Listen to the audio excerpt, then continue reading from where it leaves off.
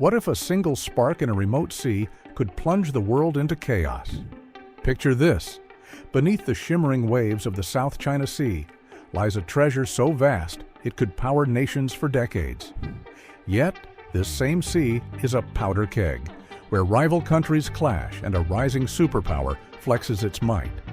Why should you care about a distant waterway? Because its fate could dictate the price of your groceries, the stability of global trade, and even the peace of our world. The South China Sea is no ordinary stretch of water. It's a lifeline, carrying over $3 trillion in trade each year, more than many nations' entire economies. Its depths hide oil, gas, and fisheries that sustain millions. But today, it's a battleground. China, armed with the world's largest navy, deadly laser weapons, and artificial intelligence, is tightening its grip. Its shadowy fleet of fishing boats doubles as a militia, patrolling disputed waters. Meanwhile, the world watches, teetering on the edge of conflict. In the next 15 minutes, we'll unravel this crisis. We'll explore its explosive history, China's game-changing technologies, and the global pushback. This isn't just a story of a sea. It's a warning of what's at stake. Are you ready to dive in?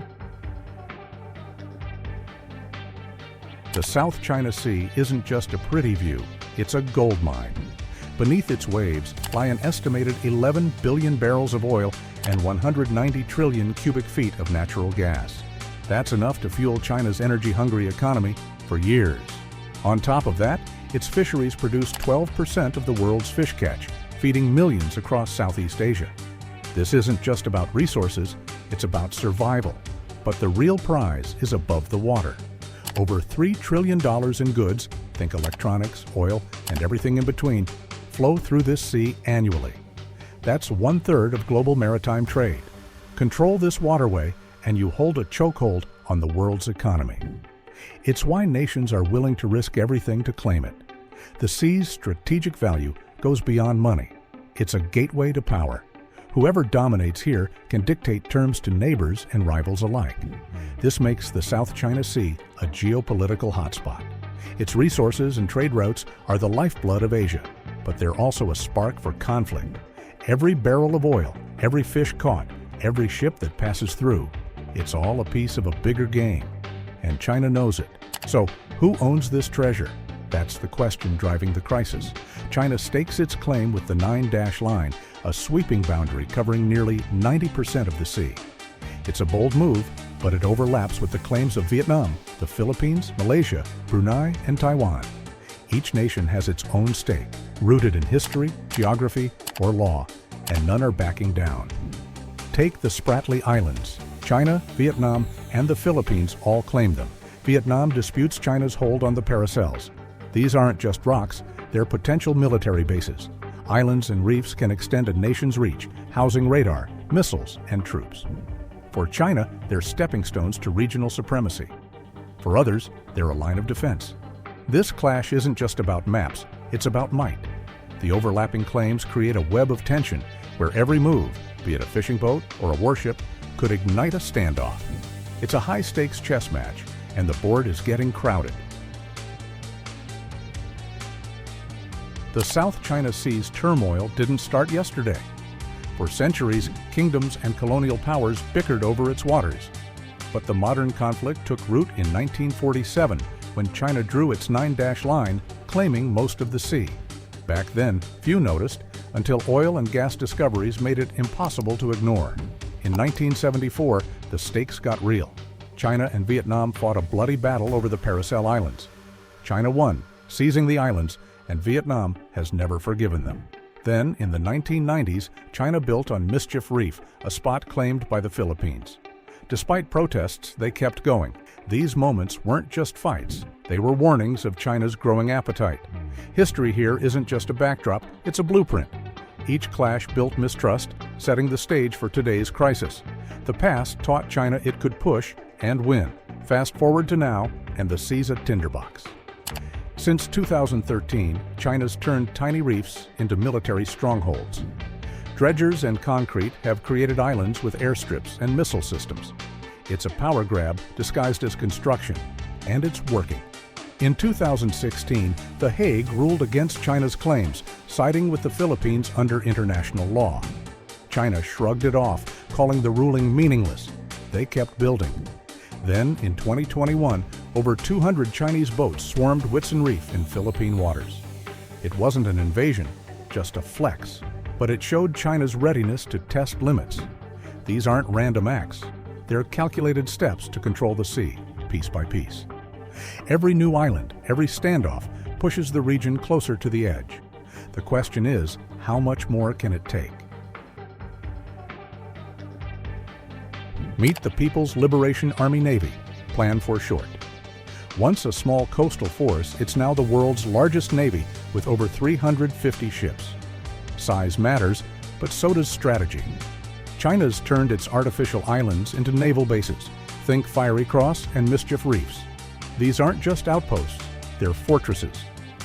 With radar, missiles, and runways, these bases let China watch and strike across the sea. They're like unsinkable aircraft carriers, giving the plan eyes and fists far from home. This isn't just growth, it's domination. The plan's rise signals China's intent. This sea is theirs.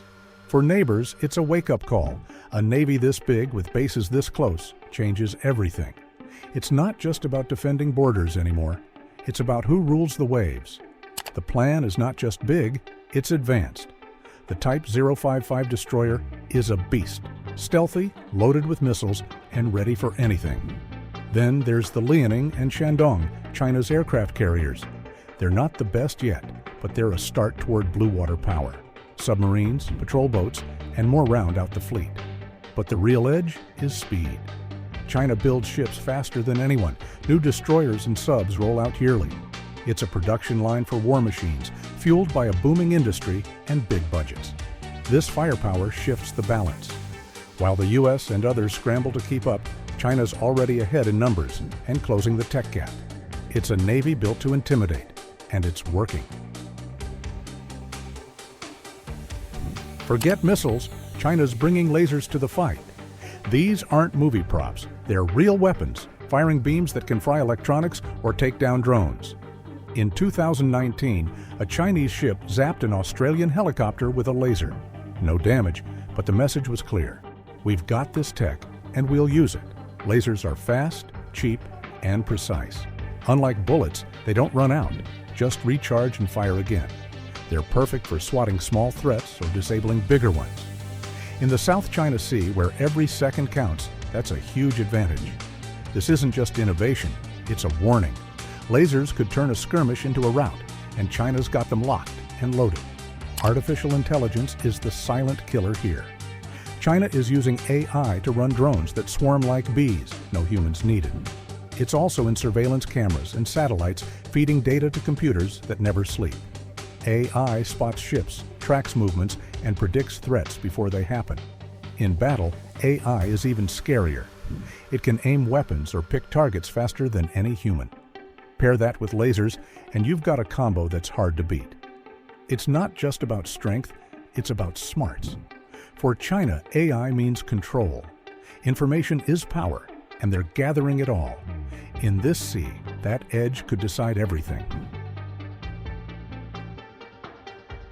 China's got a secret weapon, its maritime militia.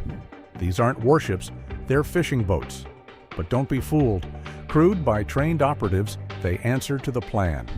Thousands strong, they roam the sea, looking like civilians, but acting like soldiers. This militia lets China play dirty without getting caught. They're not military, so if they stir trouble, China can deny it. It's a cheap, sneaky way to flood the sea with muscle. For rivals, it's a nightmare. How do you fight boats that aren't supposed to be fighters? Their tricks are simple, but brutal. Swarming's a favorite. Hundreds of boats clog a reef, like at Whitsun in 2021, choking out others. They'll ram ships, blast water cannons, or just sit there, daring you to act. It's not war, it's pressure. These moves chip away at the status quo. Each standoff gives China a little more ground, all without firing a shot. It's hybrid warfare, part civilian, part military, all effective. For smaller nations, it's a losing battle. Push back, and you risk escalation. Do nothing, and you lose anyway. The world is not blind to this. The U.S. sails warships through the sea, calling it freedom of navigation. It's a jab at China's claims and a show of force. They're not alone. Japan, Australia, and India join exercises, flexing their collective muscle. The Philippines and Vietnam are in too, upgrading navies and begging for help. It's a fragile alliance, but it's loud. This sea isn't yours, China. Every ship, every drill raises the stakes. One wrong move, and it's not just a protest. It's a fight. Words over weapons. Diplomacy's the last hope. The 2016 Hague ruling trashed China's claims, but they ignored it. ASEAN's been trying for years to set rules, but talks drag. China's sway over some members doesn't help. Then there's 2023. A Philippine boat and a Chinese ship collide. No war, but a reminder. Peace is thin.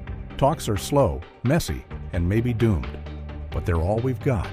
Without them, this sea's a battlefield waiting to happen. The South China Sea's a ticking bomb. China's navy, lasers, AI, and militia have made it their playground. History's fueled the fire, and tech's fanned the flames. The world's pushing back, navies clash, diplomats plead. But it's a tightrope. One slip, and we're in deep. This isn't just Asia's problem, it's yours. Trade, security, peace. It's all tied to this sea. So what's next? Stay sharp, watch this space. Love this dive? Smash that like, drop a comment, tell me what you think, and subscribe for more. Let's keep unraveling the world together.